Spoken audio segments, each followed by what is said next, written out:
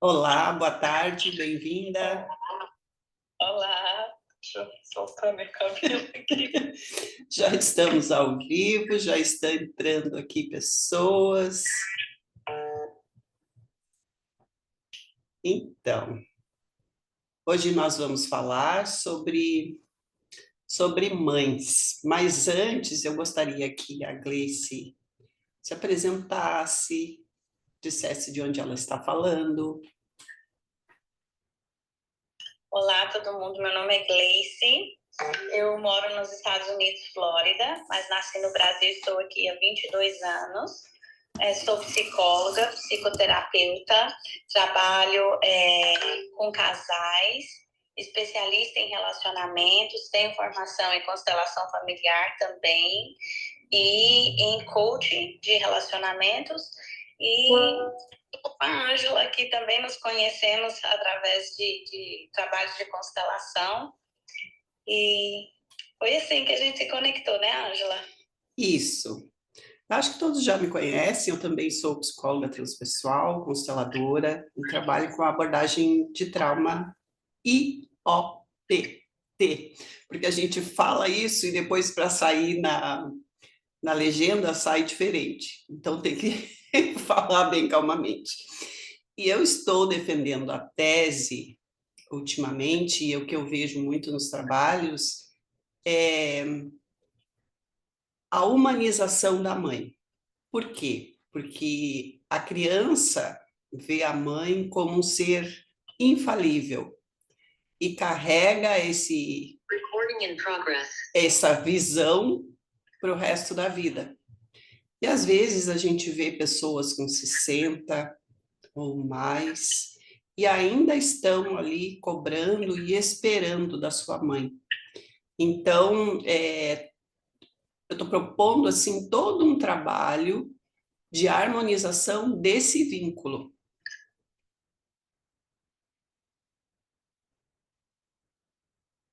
Sim, eu acho que essa é uma iniciativa excelente, Ângela, porque eu penso que você deve experienciar isso no consultório também, e eu experienciei aqui no consultório. Quando nós não estamos em paz na alma com os nossos pais, isso nos impede que a gente tenha um fluxo de energia vital para qualquer outra área das nossas vidas também. E a cultura nos faz ter uma visão muito idealizada, né? Do Sim, que, do que é ser mãe. Existe uma pressão enorme cultural em todos os aspectos, até a religião, em todos os aspectos. A mãe é endeusada como esse ser perfeito. E na realidade, todos nós experienciamos mães imperfeitas. E não vai ter uma mãe perfeita porque somos todos humanos. E até a isso. gente desmistificar essa visão de mãe, se a gente não faz um trabalho de reconstrução dessa imagem, realmente fica muito complicado mesmo. E no livro, no grupo do que nós fazemos o estudo do Mulheres que Correm com Lobos, tem a história do patinho feio, né? E exatamente trata disso, a mãe sob pressão. Então, quem é a mãe sob pressão? É aquela mãe que, por exemplo, casou e foi morar ou na família do pai, ou na comunidade do pai, ela perde um pouco a sua autenticidade, né? Ela tem que manter e ela tem que agradar pessoas. Então, ali, por vezes, talvez ela não defenda o filho, talvez ela não atenda a necessidade básica de afeto daquele filho ou filha, porque ela tem que agradar à sociedade. Eu atendi uma moça, eu sempre conto esse caso porque é bem ilustrativo disso, assim. Quando ela era criança, ela queria o afeto da mãe, e ela queria a presença da mãe, e ela queria que a mãe fizesse um bolo para ela. Mas a mãe não teve tempo de fazer um bolo, porque tinha que lavar os lençóis, esfregar, deixar bem limpinho, colocar para parar e deixar a vizinha ver que os lençóis estavam branquinhos. Então, veja, ela carregou essa mágoa por muito tempo, assim, que o olhar da vizinha era mais importante que a necessidade dela, que na verdade ela queria o tempo da mãe, o afeto da mãe, a presença, a atenção da mãe. Então, e nesse conto especificamente do livro, né, traz bem essa compreensão, assim. E eu gostaria de expandir para outras mulheres, né, para que essas outras mulheres olhem as suas mães como uma mulher comum, né? Uma mulher que ficou menstruada, uma mulher que teve TPM, uma mulher que ficou irritada, né? E, e liberar essa visão de tanta cobrança da mãe. E também para quem é mãe, poder se humanizar, se relaxar, porque também atendo mães que se sentem muito cobradas pelos filhos, né? Exato. Então, eu acho importante ressaltar, e a gente até conversou um pouco sobre isso, né, Ângela, a questão de que o processo de humanização, quando a gente humaniza nossa mãe, automaticamente nós estaremos dando permissão para nos humanizarmos também e humanizarmos os nossos filhos, porque a pressão que temos como mães, né, de não ser perfeitas, é justamente porque carregamos esse ideal de perfeição também quando olhamos para as nossas mães. Mas a partir do momento que nós humanizamos as nossas mães e entendemos que ela deu o que tinha para dar, e até quando ela errou querendo acertar. E se a gente vê essa mãe como humana, aí nós teremos mais facilidade de nos humanizarmos também, de entendermos que até quando falhamos com os nossos filhos, falhamos porque estamos também vindo de uma forma humana que também deixou algumas coisas a desejar. Então a gente só passa para frente aquilo que recebe. E se somos humanos, humanizamos os nossos filhos também. Mas se carregamos essa ideia de perfeição, vamos cobrar essa perfeição dos filhos. E isso gera uma culpa enorme também, porque o que acontece? A gente acha que está falhando com os filhos. E sente culpa e sofre pela culpa. Né? Então, humanizar a mãe e se humanizar, a gente também está livrando dessa culpa e livrando de colocar uma carga transgeracional nos nossos filhos. Perfeito. E assim também trazer a informação assim que nós temos um mundo subjetivo, ou seja, nós temos algo que só acontece dentro de nós. Nós temos uma conversa interna, nós temos partes dentro de nós, né? E esse mundo subjetivo é criado no vínculo com a mãe, né? É nessa vinculação que se cria esse mundo interno, né? Então, como é esse mundo interno? Esse mundo interno foi criado de uma forma segura? Você se sente segura no mundo, né? Ou foi um vínculo desorganizado? Que você é desorganizada nas suas relações. E aí você falou que humanizando a mãe também humaniza os filhos, né? É um ciclo, a energia que passa de uma geração para outra. Mas também mulheres que não têm filhos, e eu não tenho filhos, passa para os seus projetos. Então, os projetos são considerados como filhos, né? Então, eu faço os grupos terapêuticos e cada grupo terapêutico é como se fosse um filho. Então, eu olhei muito para esse vínculo com a minha mãe, tive que curar muito para mim poder tratar esses grupos de uma forma firme e amorosa, né? Levando o conhecimento de uma forma amorosa, mas conduzindo. E isso é o que, por vezes, falta numa mãe.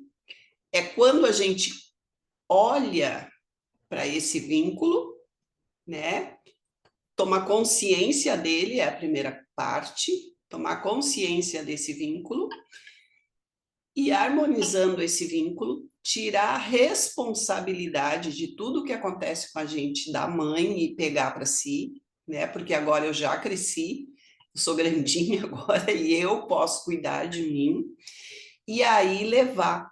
Então, eu queria deixar essa informação também, que não é só a respeito de filhos, mas através do posicionamento no mundo.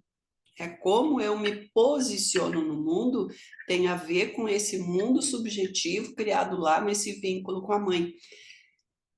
E esse vínculo com a mãe não necessariamente foi verdadeiro.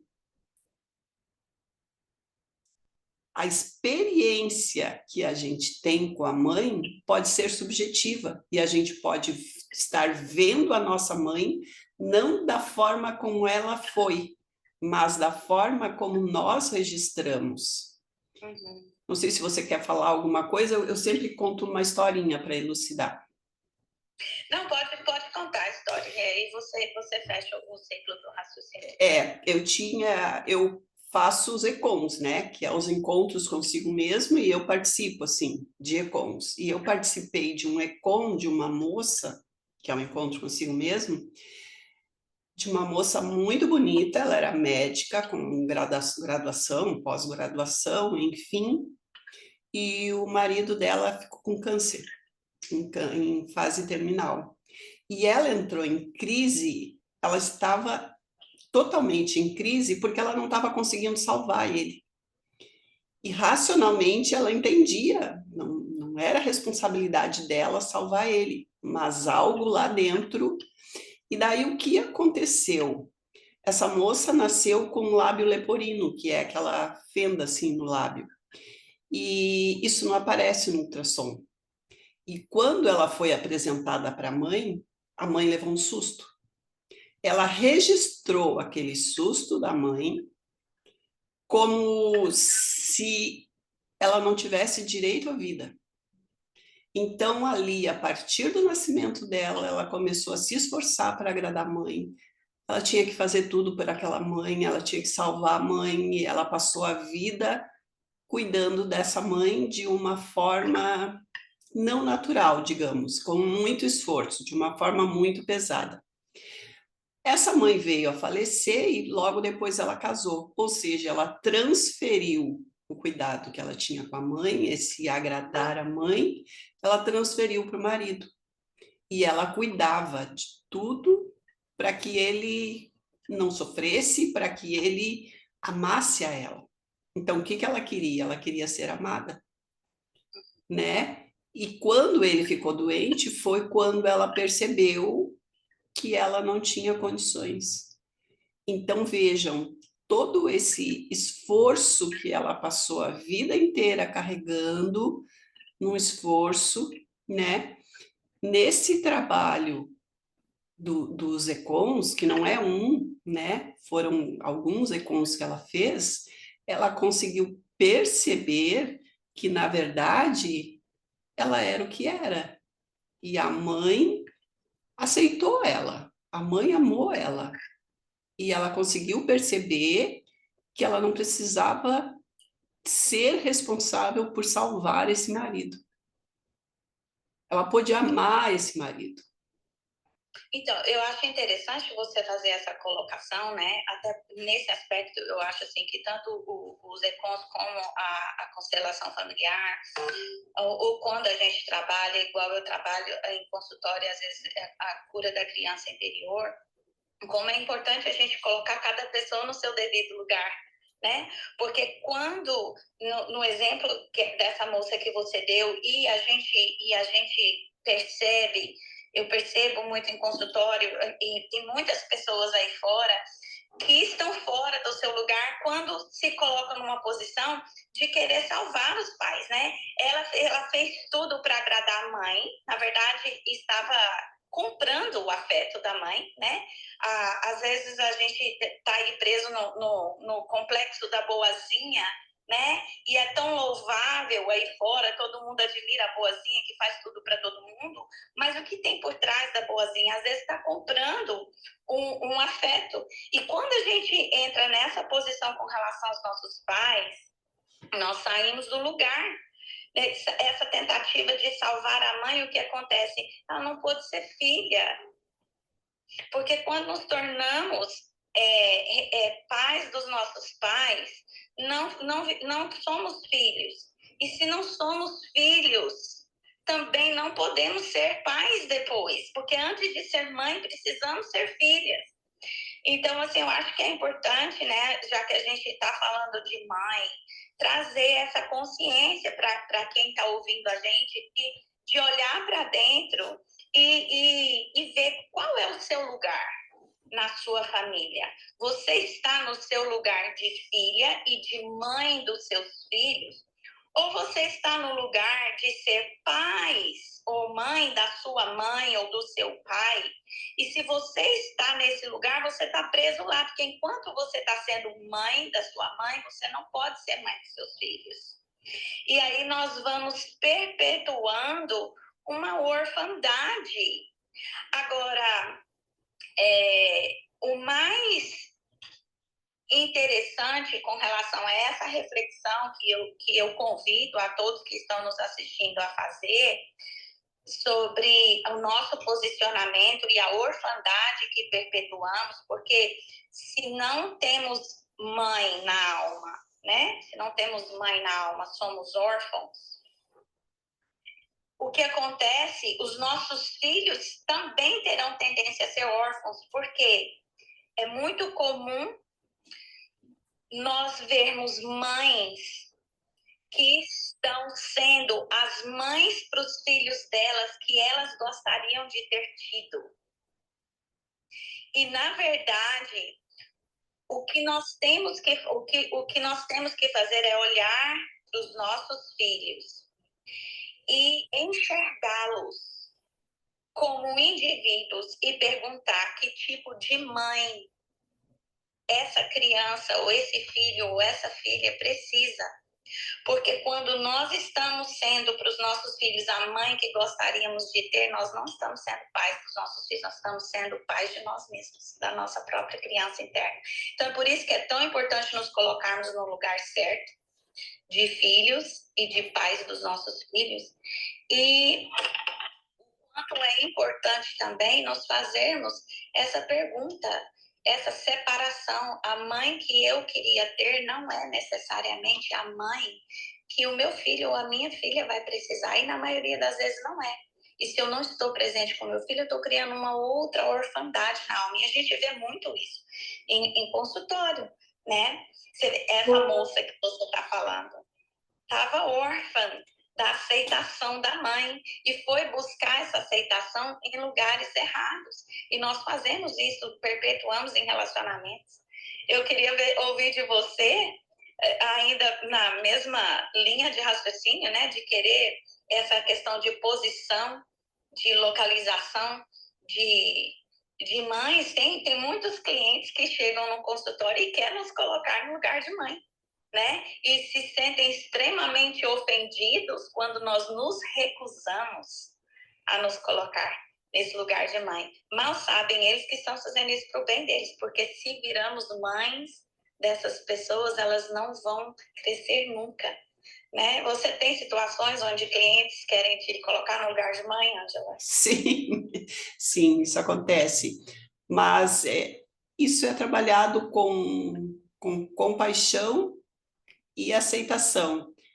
E eu gostaria de voltar lá, assim, essa moça, ou quando a gente fica querendo ser mãe da mãe, a gente pode imaginar, assim, falando na visão sistêmica, né, em tamanhos, a filha sempre vai ser menor que a mãe. E se a filha está tentando salvar a mãe ou proteger a mãe, é como se ela tivesse aquelas bolas de ferro amarrada no pé, e ela vai para a vida, vai caminhando e vai arrastando aquela bola, e tudo é difícil, e tudo é um esforço, e é muito cansativo. Aí é aquela coisa assim que a mulher está exausta e ela não aprende a pedir ajuda, por quê? Porque ela está inconsciente daquilo que ela está fazendo. É, é a boazinha que faz tudo para todo mundo, não aceita ajuda, não pede ajuda, não tem consciência de que pode ser diferente. E eu trago de novo a questão dos projetos, assim, né? Se eu tô com uma bola de ferro amarrada no meu pé, lá na minha mãe, como que eu vou lançar um projeto lá fora, seja o projeto que for, né? Seja uma viagem, um passeio, um curso ou um trabalho, né? Fica esse como uma corrente, amarrando, puxando alguém que é maior, né? A mãe é maior que a filha. Então, assim, e às vezes a mãe também tem as suas próprias escolhas. Por exemplo, aquela mãe que fuma e a filha não aceita que a mãe fume.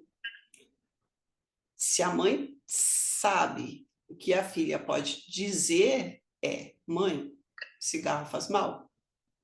Mas ela não pode mudar uma escolha daquela mãe. Isso é muito difícil, gente. Para isso, precisa de apoio terapêutico. Exato.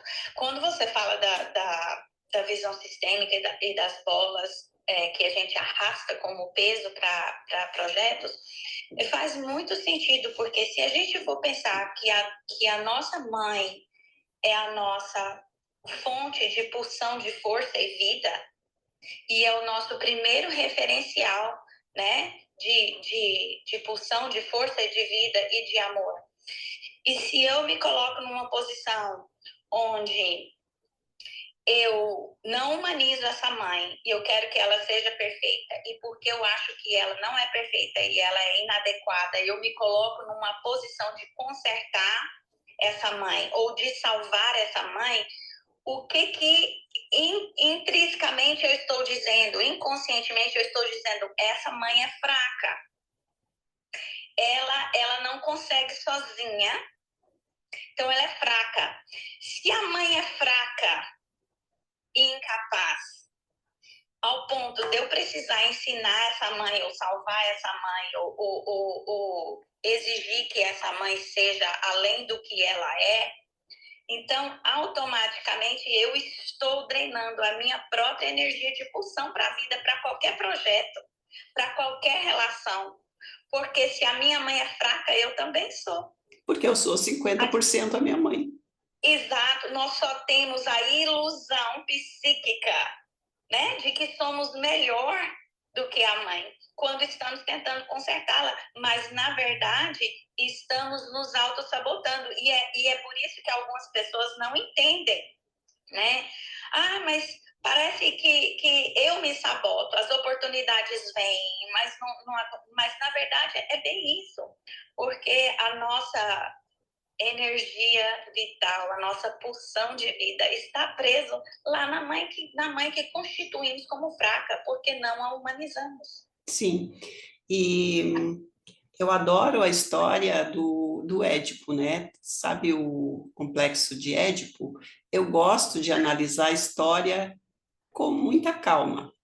E assim, se a mãe da história tivesse consciente, estivesse se posicionado, talvez a história tivesse sido diferente, né? Como é que é a história? Eu vou contar muito por cima, assim, muito rapidamente. O Lion, o rei, ele foi hoje em dia a gente chamaria de cartomante. Vamos lá. O rei foi numa cartomante. Lá disseram para ele que o filho ia querer o reino dele, que ia matar ele e ia se casar com a mãe. Tá. Ele chegou em casa, contou para a esposa e disse: Olha, a gente vai ter que matar esse menino porque ele quer meu reino, né? Então, sugeriram que ele pendurasse o menino lá de cabeça para baixo num bosque e que os animais iam comê-lo. passou um pastor. Aí a gente para um pouquinho a história e olha para a rainha, para Jocasta. Como que ela se sentiu e o que ela fez? Ela estava a serviço do rei e ela estava a serviço do reino. Ela não teve a força como mãe de dizer, olha, eu não concordo com isso.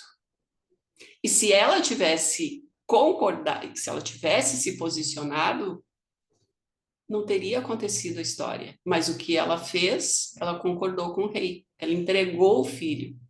E quando ela entregou o filho, daí ele pendurou ele na árvore lá, veio o pastor, salvou ele, criou como filho, enfim, né? Ele voltou anos depois, teve uma briga com o pai que ele não sabia que era o pai, digamos assim, uma briga de trânsito. Ele queria passar, o pai estava no caminho e ele matou o pai para ele passar. Bem atual, né? Briga de trânsito. Tá. Daí ele vai chegar na cidade e tem uma esfinge, um monstro, que está atacando a cidade. E aí faz a pergunta e ele acerta a resposta, porque ele tinha estudado muito, ele era muito sábio. E quando ele acerta essa resposta, é oferecido para ele se casar com a rainha. Vejam, a rainha não teve escolha, a rainha não falou nada, a rainha não se posicionou, a rainha aceitou, ela aceitaria qualquer um que vencesse a esfinge. Então vejam que lugar sem posicionamento dessa mulher, né? E aí, enfim, eles se casaram, tiveram filhos, e no final ele descobre. E aí ele arranca os olhos e a rainha Jocasta se enforca.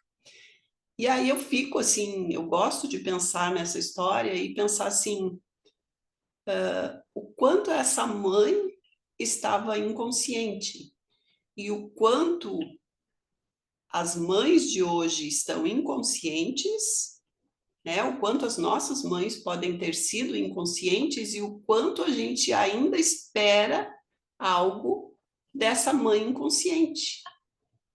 Então é uma reflexão bem profunda isso. Exato. E aí, Ângela, eu acho assim que o na minha forma de ver, o que a gente faz com tudo isso, né? Até para quem pode estar nos ouvindo, ou para quem vai ver essa live depois, e se identifica ou com a pessoa que ainda está esperando a mãe ser perfeita, ou com a mãe que acha que está inconsciente, ou que tem pouco para oferecer, ou que está cheia de culpa. O que a gente faz com tudo isso, né?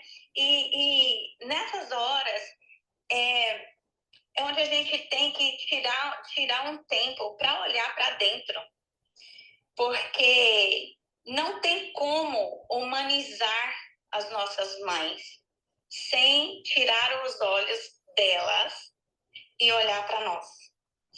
Todo mundo que vem, todos os meus clientes que eu vejo em consultório, o meu grande trabalho com eles, e que às vezes eles se irritam comigo, é quando eles chegam e começam a falar do outro, e o outro tem que mudar. E eu falo, ok, eu ouço, eu acolho e falo, ok. Agora vamos tirar o olho do outro e vamos olhar para dentro, né? Esse é um exercício que para quem está ouvindo e está emaranhado com essas coisas de mãe, tirar o olho e olhar para dentro. Porque se eu olho para minha mãe e eu tenho algum tipo de sensação de desconforto com essa mãe, seja de salvar essa mãe, seja de ver uma mãe fraca, limitada, ou seja de culpar essa mãe por não ter sido a mãe que eu queria que ela fosse, isso está dizendo algo acerca de mim. Está dizendo algo acerca de coisas e questões que eu preciso olhar para dentro de mim para não ser uma outra Jocasta, né?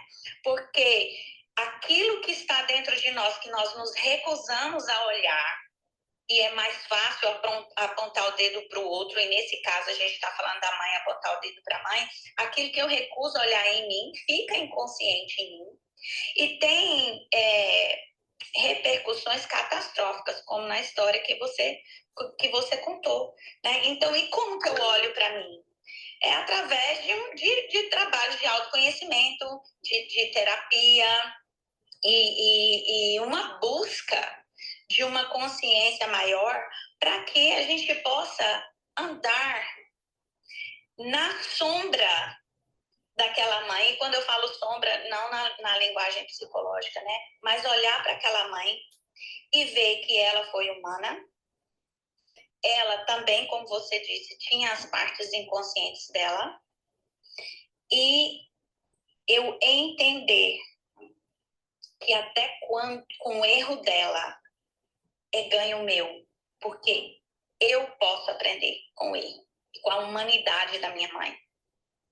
Né? A humanidade da minha mãe me faz olhar para mim, para minha dor. E me faz ter um impulso de ressignificar essas coisas, me fazendo tornar uma pessoa melhor. Então, até quando a mãe erra conosco, nós podemos escolher o que fazer com esse erro.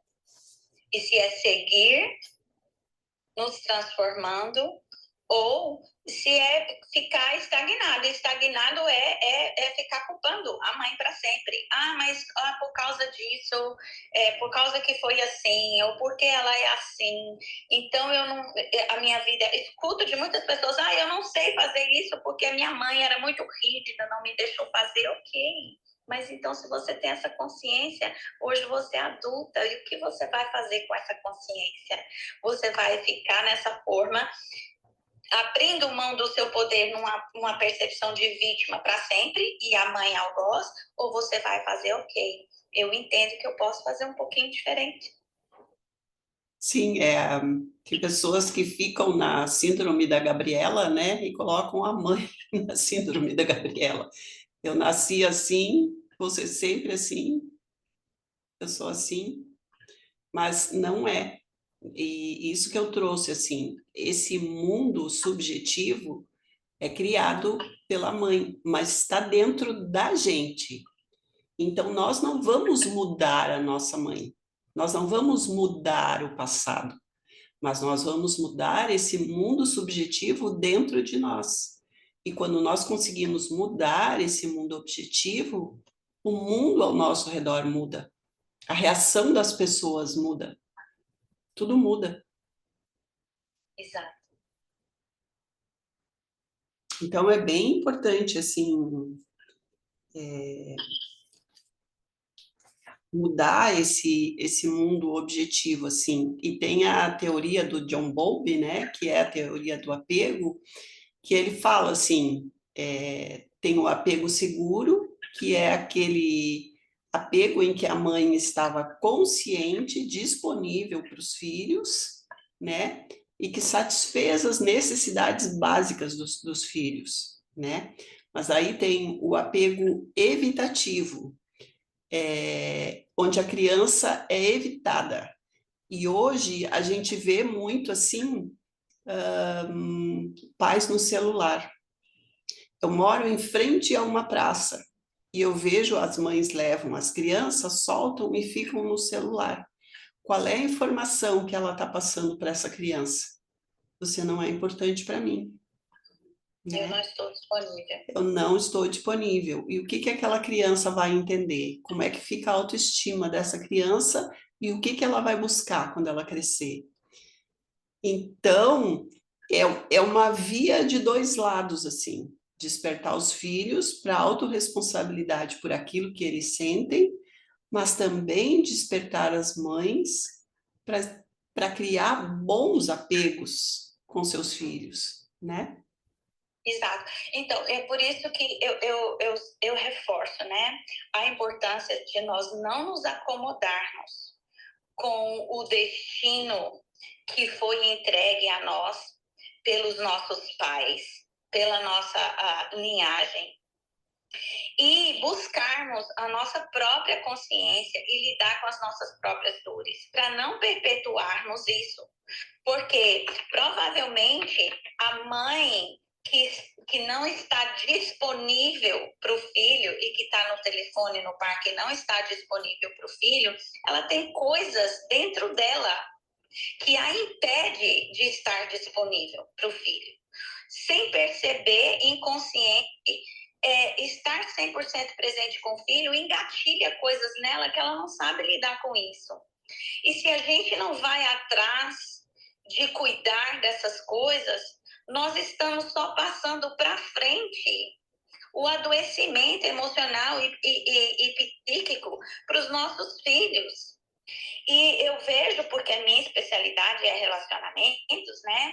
Eu vejo quanto a maioria dos casais que chegam para trabalhar comigo, quando eu vou avaliar e entrar a fundo no que acontece com esses casais, eu percebo que eles não estão se relacionando um com o outro. Os casais que têm problema, eles não estão relacionando um com o outro, eles estão relacionando com as suas próprias feridas e dores que não foram tratadas. Então, nesse exemplo da criança aí do parque que você deu, né? Se a mãe não está disponível e a mãe é para o filho o primeiro referencial do que é o amor e o apego e a aceitação, quando esse indivíduo cresce, que tipo de relacionamento esse indivíduo vai procurar? Provavelmente ele vai procurar parceiros que não estão emocionalmente disponíveis e presentes com eles, porque esse é o padrão familiar. Né? Então, tudo isso para ressaltar a importância de, ao invés de ficarmos olhando para as nossas mães, e nesse caso inclui o pai também, né?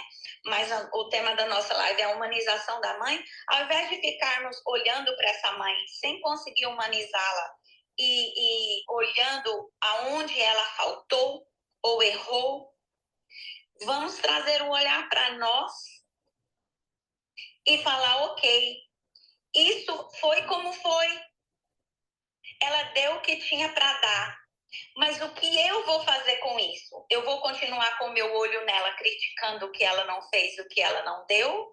Ou eu vou trabalhar essa dor em mim para que eu possa estar disponível e fazer diferente com os meus filhos, ou com os meus projetos, ou com os relacionamentos, as pessoas que eu vou trazer para a minha vida? Porque a gente repete esses padrões de relacionamentos adoecidos. Repete o padrão e vai carregando esse padrão por muitos lugares pela vida, né? E assim, eu vi uma frase uma vez que é assim: alguém sangrou sobre você e você está sangrando sobre outras pessoas. Então, assim, se tem uma ferida no teu relacionamento com a mãe, talvez você esteja levando essa ferida para os outros relacionamentos, né? Então, concordo plenamente com a Gleice e, assim, por eu ter feito terapia, por eu fazer ainda esses processos em mim, eu noto uma diferença incrível de, assim, de liberação e de aceitação da minha mãe como ela foi, né? Ver que ela não teve toda a oportunidade que eu tive de fazer terapia. E ela foi aquilo que foi. Ela me deu o melhor dela. Então, quando a gente consegue olhar para a mãe e sem cobrança, mas não é algo racional, é algo interno, assim, sentir lá no coração e liberar essa mãe para que ela possa ser do jeito que é ou que foi, a gente consegue se liberar para a vida de uma forma muito leve. A gente encontra o nosso lugar de autenticidade, né?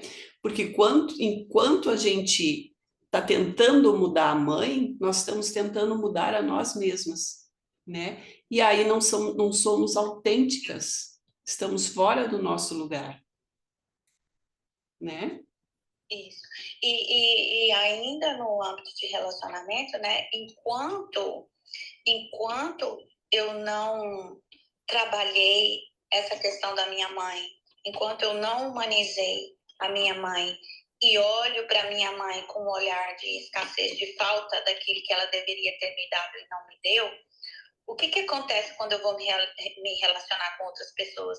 Eu levo aquele vazio e eu espero que o outro preencha o lugar de mãe, só que não estamos, se não vamos para a terapia lidar com isso, não estamos conscientes, estamos colocando a nossa melhor amiga, o nosso namorado, o nosso marido, o nosso terapeuta, no lugar de mãe.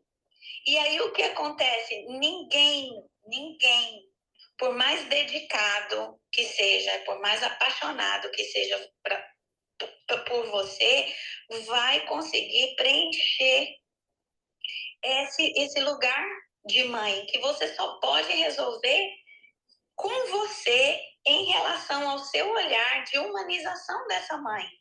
É um fardo pesado para o outro se relacionar com você quando você não percebe que está tentando colocar aquela pessoa num lugar de suprir uma necessidade que, na verdade, era para ter sido suprida pela mãe. Ou então, eu gosto de trazer esses casos assim, porque ilustra bem. Eu atendi uma moça, até um tempo atrás, e ela me disse assim, quando a minha mãe comia uma bala, ela guardava uma para mim. Sempre quando ela comia bala, ela guardava uma bala para mim. Eu entrei no carro do meu marido e tinha um papel de bala. E ele não guardou para mim. Eu estou furiosa com ele. Então, veja, a gente pensa assim, que coisa simples e banal, mas isso causou uma dor tão profunda nela, e foi ali que ela percebeu e que ela estava sim projetando a mãe no marido. E o marido tinha que suprir as necessidades básicas dela. E aí nós fizemos um trabalho, né, de ela olhar para essa mãe, de ela agradecer por tudo que essa mãe deu pela bala, né, de dividir com ela a bala e dar permissão para esse marido sim comer uma bala sem dividir com ela, porque é outra história. Então vejam que é nesses detalhes simples que a gente se pega. Às vezes não é um caso tão absurdo, né? É nesse detalhe simples que a gente pega o quanto a gente está carregando ainda a nossa relação com a mãe. Exato. Eu tive uma cliente, na verdade foi um casal, né? Que veio me ver. Mas essa cliente teve uma relação muito complicada com a mãe. E a mãe, por algum motivo que eu não vou entrar aqui, né, para não delongar demais, mas a mãe tratava ela diferente de todos os irmãos. Então, os outros irmãos tinham privilégio e ela não tinha. E ela nunca entendeu, ela cresceu sentindo que ela não era amada pela mãe, porque ela via a mãe demonstrar amor para os outros irmãos e com ela era completamente diferente. Aí essa mulher casa e ela casa com um homem que já tinha filhos de um outro relacionamento. Então, tudo que esse homem fazia para os filhos, ela se sentia ofendida. Mas, na verdade, quando a gente foi olhar, não tinha nada a ver com os filhos. Ela queria ser filha também. Exatamente. Ela não foi filha, não se sentiu filha da mãe.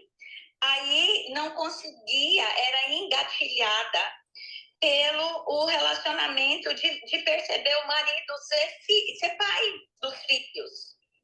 E ela não conseguia perceber que competia com os filhos, né?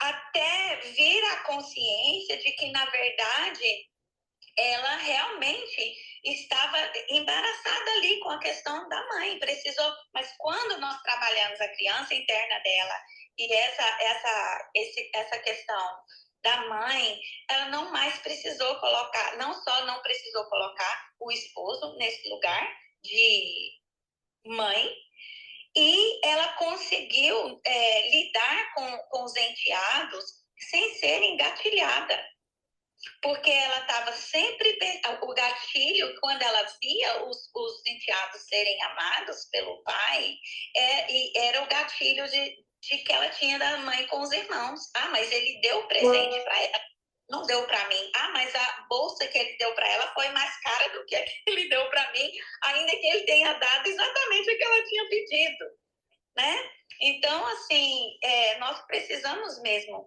olhar para as nossas mães e olhar para nós e para as nossas questões com as nossas mães, porque se não fazemos isso, ficamos aí impedidos em diversas esferas das nossas vidas. E também trazer, assim, a compreensão lá daquele... Assim, a nossa mente é como um iceberg, né?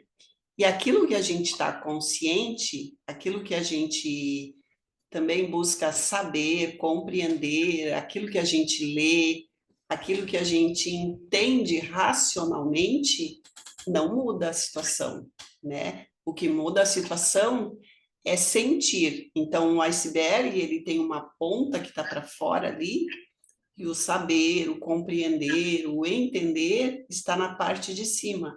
E o sentir está na parte de baixo. Então, para fazer esse mergulho, quando a gente mergulha em águas profundas e geladas, nós precisamos de equipamentos, né? De proteção, de aparelho para respirar, enfim. E nesse caso, em terapia, é o terapeuta, né? O terapeuta te leva, né? Pode te apoiar em águas mais profundas. Não tem como ir em águas mais profundas sem apoio. Mesmo a gente, né, Gleice, que é terapeuta, a gente tem os nossos pontos cegos, né? Que a gente não vê. Então, a gente precisa do apoio da outra, né? Para olhar para si mesma. Exato. Eu acho isso, assim, de extrema importância que você está falando, Ângela, porque existem todos os tipos de profissionais, né? E, às vezes, tem muitos profissionais que esquecem de olharem para as suas próprias questões. E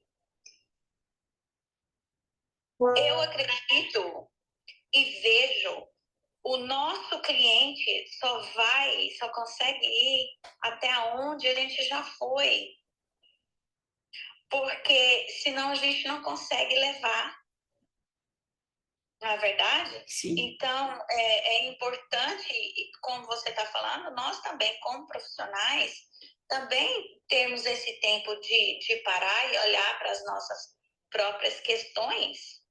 Sim. E ter essa humildade, né? Ter essa humildade de fazer isso. Porque quanto mais fazemos, melhor profissionais nos tornamos. Como eu falei, a gente tem esse mundo interno, né? Tem ali, tem todos os arquétipos estão dentro de nós ali. Nós temos um povo dentro, né? E eu tenho uma amiga que diz, a gente tem inclusive as masmorras. Então a gente tem que fazer esse mergulho, ir lá nas nossas masmorras, libertar os nossos prisioneiros. E aí, quando a gente liberta um prisioneiro nosso, quando chega aquele paciente, né, para a gente atender, ele está com um prisioneiro. Tá com... Eu estou tentando quebrar o clima de seriedade, levar para brincadeira, mas é assim que funciona, né? É quanto mais a gente olha para dentro, quanto mais a gente encontra, trabalha as nossas próprias emoções e busca equilíbrio, mais a gente tem condições de dar apoio e segurar a mão daquela pessoa que nos procura. Agora, em questões práticas, né? Alguém pode estar perguntando assim, tá, eu entendi, eu sei que eu tenho que humanizar minha mãe, eu sei que tenho que trabalhar em mim para não sangrar em cima dos meus filhos. Em questões práticas, como que eu posso fazer isso? Porque algumas mães realmente pisaram na bola mesmo. né? Algumas mães realmente estão tão adoecidas, estavam tão adoecidas ou ainda são tão adoecidas que pisaram na bola mesmo. O que fazer com isso, né? Eu além a parte do processo terapêutico, eu penso assim que a gente pode olhar para essa mãe, como você mesmo ressaltou no começo, como uma mulher que tem os mesmos sentimentos, as mesmas necessidades que nós temos, né? E às vezes ajuda ter um olhar de mais compaixão para humanizar essa mãe, quando você olhar que tipo de mãe essa mãe teve. Porque da mesma forma que eu falei que o terapeuta só vai com o cliente até onde o terapeuta foi na sua própria vida, a mãe só vai com os filhos até onde a mãe dela conseguiu ir com ela. Sim. Então, olhe para sua mãe, que tipo de mãe que ela teve, antes de julgar as escolhas da sua mãe. Pare para perguntar por que ela precisou fazer essas escolhas e qual era o ambiente, em que ela foi marinada, né? E em que ambiente ela cresceu, qual foi a cultura emocional e geral que foi passada para ela. Porque muito, olha, eu atendi uma mulher uma vez que ela dava pinga para o neném dormir. E era uma família que tinha um histórico, a família inteira, de um problema de alcoolismo. Mas a mãe dela também deu, ela era alcoólatra, a mãe dela falou, não, é para dormir, o neném tá chorando, tá dormindo, põe uma dose de pinga no leite. E isso virou uma tradição na família. Então, mas a mãe fez porque é má? Não. Porque quis que o filho virasse, a filha virasse alcoólatra? Não. Porque a mãe dela ensinou para ela que era assim que ela acalentava o choro da neném dela. Então, por amor à mãe, ela passou adiante. Exato. Então vamos olhar para as nossas mães, né, tentando entender de onde elas vieram. Não é justificativa para alguns erros que elas tiveram, mas é entender que foi como foi e o que eu vou fazer com o que foi entregue para mim. Eu vou repetir ou eu vou fazer diferente? E o meu desejo é que a gente possa fazer diferente. Que a gente possa fazer diferente e que a gente possa sentir uma grande compaixão por nós mesmos, né? É através da compaixão, do alto amor, de saber que a gente merece estar aqui na vida plena, né? E olhar para esse mundo interno e buscar assim terapia. E eu vejo assim, às vezes as pessoas falam, a terapia é muito caro, mas o que ela traz de benefício e o que ela traz de liberação para a vida, na verdade, o valor da terapia é muito maior que o preço. Então, que a gente Eu reflita. acho que o precificar da terapia também é algo muito subjetivo, porque se você acha a terapia cara, eu sugiro você a pensar qual o valor que você dá a si mesmo. Porque muitas pessoas gastam muito mais que uma sessão terapia numa luz de cabelo, ou numa unha, ou numa cirurgia plástica, né? E de que adianta estar com o cabelo bonito e estar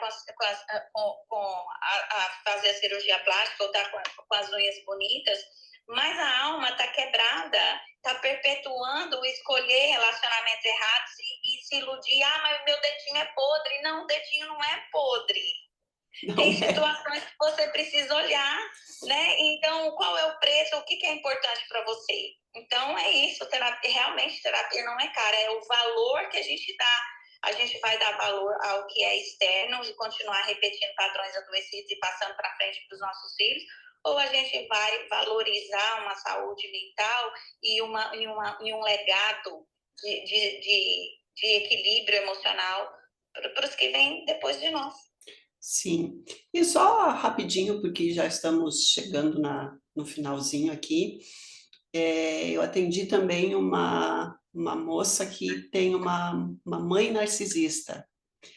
E essa mãe narcisista, e quem tem mãe narcisista, sim, é muito difícil, porque a mãe não vê a filha, a mãe está olhando para a própria mãe, a mãe está olhando para trás, e foi um trabalho assim, exatamente isso, assim, de ela dar permissão para que essa mãe ficasse lá olhando para trás, dar permissão para que ela sentisse uma profunda compaixão por si mesma e seguir em frente. Então, assim, se você tem uma mãe que é narcisista, não desista de você mesmo. É possível você ser feliz e você merece muito. E não tente salvar sua mãe. Cada uma com as suas escolhas. Você falou da mãe narcisista, acho que a gente já pode, já vou deixar aqui o convite, Ângela, para a próxima live, a gente conversar essa questão da mãe narcisista, porque é muito fácil confundir a mãe narcisista com a mãe que é emocionalmente imatura, né? E o narcisismo é um termo que está sendo jogado para lá e para cá, e todo mundo hoje em dia acha de diagnosticar as pessoas de narcisistas, né? E muitas mães não são narcisistas, elas são emocionalmente imaturas. E de repente, na próxima conversa, a gente pode discutir um pouquinho disso. Vou te convidar, e dessa vez para ir no meu Instagram. Vamos. Para a gente falar um pouquinho sobre os efeitos, né, de ser filhos de mães emocionalmente imaturas, porque é isso mesmo, pode ser muito confundido com a mãe narcisista, mas existe aí uma diferença. Vamos. E tem, como a gente diz, né, filhos adultos de pais imaturos. Pais imaturos, exatamente. Então, Gleice, muito obrigada. Adorei, obrigada por todo mundo que participou. E essa live eu pretendo salvar, vai ficar salva. E nós vamos fazer uma vez por semana. Vai ser muito bom, esclarecedor. Beleza. Obrigada, abraço, até a próxima. Tchau.